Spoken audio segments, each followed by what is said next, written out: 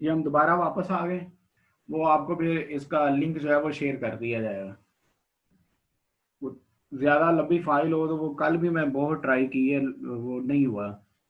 उसको कंप्रेस भी किया है, कंप्रेस करने के बाद 3-4 घंटे वेट करता रहा हूँ तो नहीं। 30 मिनट से बड़ी हो जाए तो वो नहीं होती। मुझसे नहीं हो रही अभी। कोई और सॉफ्टवेयर देखते हैं कटिंग का। 2.8 डिवाइडेड बाय 2.6 मल्टीप्लाई बाय 100, तो ये दूसरी वैल्यू आ जाएगी। ये है 107.69। फिर 0.3 डिवाइडेड बाय 0.25, 0.3 डिवाइडेड बाय 0.25,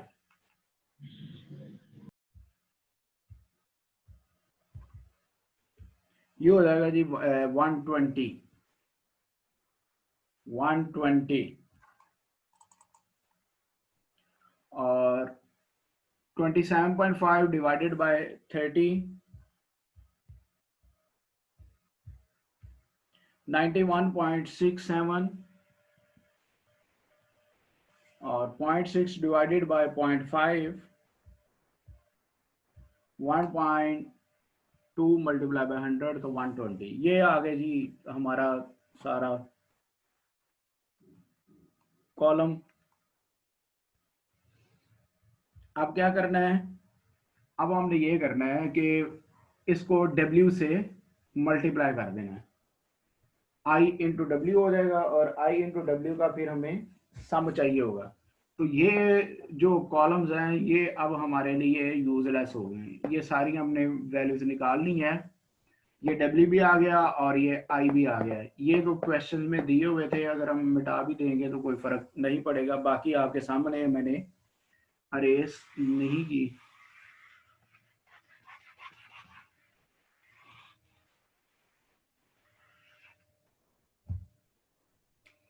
हम इसी के पैरेलल हम चलते हैं। I into W divided by sum of W हो जाएगा। I इंटू डब्ल्यू आपस में मल्टीप्लाई कर दे। 147,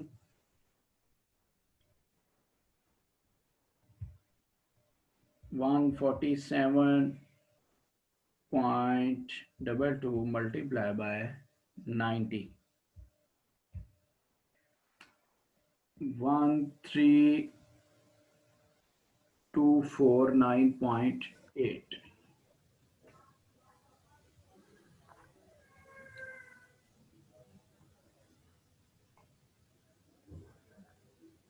हाफज हुआ ऑनलाइन? Yes sir. अच्छा जी, दूसरी वैल्यू है ये, इसको मल्टीप्लाई करें। 107.69 मल्टीप्लाई बाय 78, ये हो जाएगा 8399.82। फिर 120, आप भी साथ साथ करें ताकि कोई एरर ना आए। 18.75, 2250, 91.67 मल्टीप्लाई बाय 90, 8250.3, और 120 इंटू 17, 2040। सम करें, आप भी कर लें, मैं भी करता हूँ। 2250 और सम ऑफ वेट्स। ये आप लोग करें, मैं सम ऑफ वेट्स कर रहा हूँ। Sum of weights 90 plus 78 plus 18.75 plus 90 plus 17, वो 93.7, ये आएगा 293.75। ये मेरा ख्याल पहले भी हमने निकाला। जल्दी बताएं जी। Summation I into W over summation W, नीचे आ गया 293.75। ऊपर ज़रा बता दें।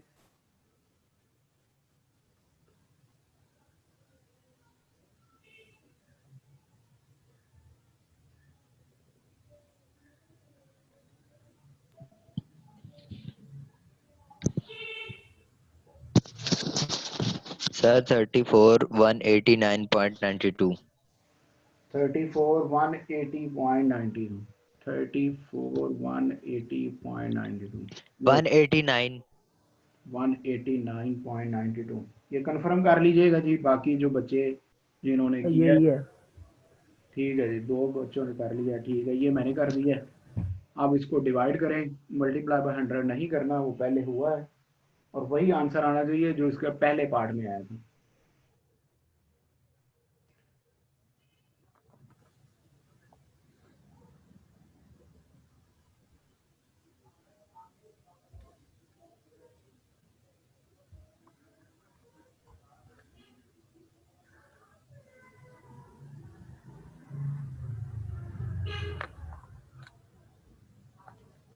यार इतना 116.39 आया था पहले, अब भी यही आना चाहिए।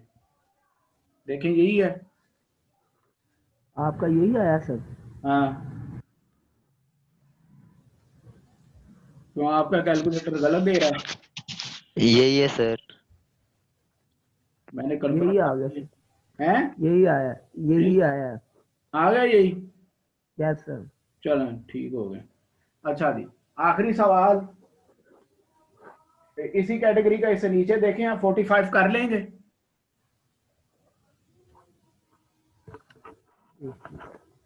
अच्छे तरह से उसको पढ़ लें। ये इस टाइप का आखिरी सवाल है।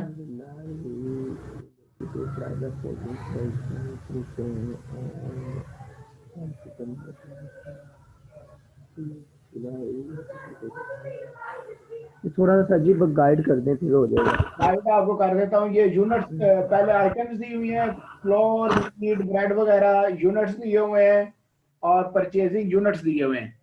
ये परचेजिंग यूनिट्स हैं। उसके बाद प्राइस है जुलाई 2000 और 2003। तो जो परचेजिंग यूनिट्स हैं, क्वांटिटी लिख लें इसको Q0, और अभी बुक के ऊपर लिख लें जुलाई 2000 को P0 प्राइस को, और सितंबर की प्राइस को PN लिख लें। एग्रीगेट एक्सपेंडिचर मेथड लगा दें इस पे रिटेल प्राइस फाइंड करने के लिए।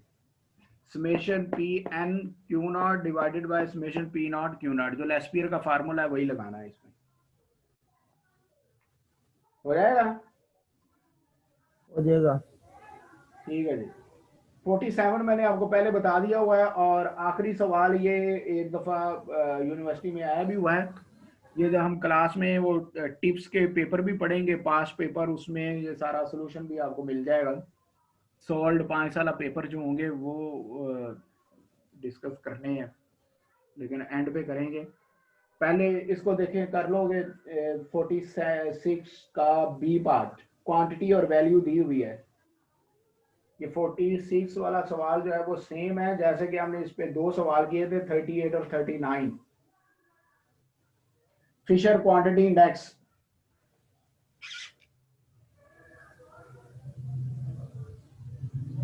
इसके बाद थोड़ा सा गाइड कर दें सर जी। इसका आपको थोड़ा सा गाइड कर देता हूँ। क्वांटिटी लिखी हुई है और वैल्यू लिखी हुई। यस। वैल्यू ठीक है। लिखी। अब बेस ईयर उसने मेंशन एंड पे किया हुआ, फिशर क्वांटिटी इंडेक्स फॉर 2006। इसका मतलब है 2001 जो होगा वो आपका बेस होगा। तो क्वांटिटी 2001 को आप Q0 लिखेंगे और 2006 को QN लिखेंगे। पहले कॉलम पे लिख लें बुक पे Q0 और QN। फिर वैल्यू 2001 पे आप लिखेंगे, ये क्योंकि बेस है तो P0 Q0 लिखेंगे, और वैल्यू 2006 पे PN QN लिखेंगे। समझ आ गई है। Yes sir. अब पहला फिशर क्वांटिटी इंडेक्स नंबर आपने निकालना है। तो पहले भी हमने फिशर क्वांटिटी इंडेक्स निकाला हुआ है। तो उसके लिए आप पहले लेस्पियर क्वांटिटी इंडेक्स और फिर पाशेस क्वांटिटी इंडेक्स, उन दोनों को मल्टीप्लाई करके अंडर रूट ले लें, या जो फिशर का डायरेक्ट फार्मूला वो लिख लें दोनों। ये इसमें जो क्या कहते हैं फिशर में निकालना है, हमने पहले पी नोट निकालेंगे, फिर हम अलग से क्यू नोट पी एन भी निकालेंगे, इसके बाद लेस्पे का फार्मूला लगाएंगे। नहीं नहीं, फिशर का क्वांटिटी सिर्फ निकालें, क्वांटिटी फिशर क्वांटिटी इंडेक्स, या डायरेक्ट लिख लें summation Q N over summation Q nought P nought P nought, ये हो गया लास्ट ईयर का summation Q N over summation Q nought T N, ये हो गया चीज क्या मल्टीप्लाई बाय 100। ये चारों वैल्यूज आपके पास दी हुई हैं होंगी। ये वैल्यू जो वैल्यू वाला कॉलम है वो पहला है पी नॉट क्यू नॉट का, दूसरा कॉलम है पी एन क्यू एन का। तो ये कल हमने किया था, ये क्यू नॉट होगा और ये क्यू एन होगा, इसको इस पे डिवाइड कर देंगे आपको पी नॉट मिल जाएगा, इसको इस पे डिवाइड करेंगे ये सॉरी तो आपको पी एन मिल जाएगा। वो हमने काम किया हुआ है 38 और 39 में, कैसे पी एन और पी नॉट निकालने। फिर आगे काम चलता जाएगा, जो जो वैल्यूज चाहिए ये चार कॉलम बनेंगे, आंसर आ जाएगा। और बी पार्ट में सिंपल वैल्यू एग्रीगेट, तो summation P N Q N over summation P nought Q nought, ये सेकंड पार्ट में आप कर लें, ये पहले पार्ट में। ठीक हो गया सर जी। ये थोड़ा सा 47 वाला भी कर दे मुझे समझाने, क्यों मैं उस दिन इसकी एग्जांपल की तरफ आए आप, पेज आपको बता देता हूँ,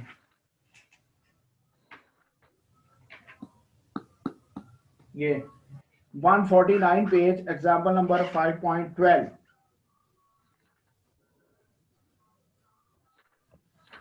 ये हमारा जो मैंने लिंक भेजा है ना उसमें ये सारा बताया हुआ मैंने, जितने भी लिंक भेजे हैं आपको उसमें ये होगा, वैल्यू इंडेक्स पे लेक्चर शायद नाम है उसका।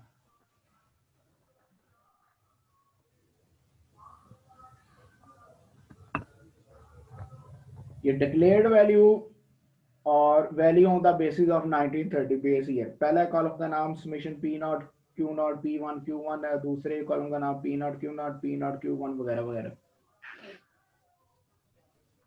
ये सारा वो लेक्चर सुन लें, अगर ना क्लियर हो तो फिर मुझे मैसेज कर दीजिएगा। ठीक है।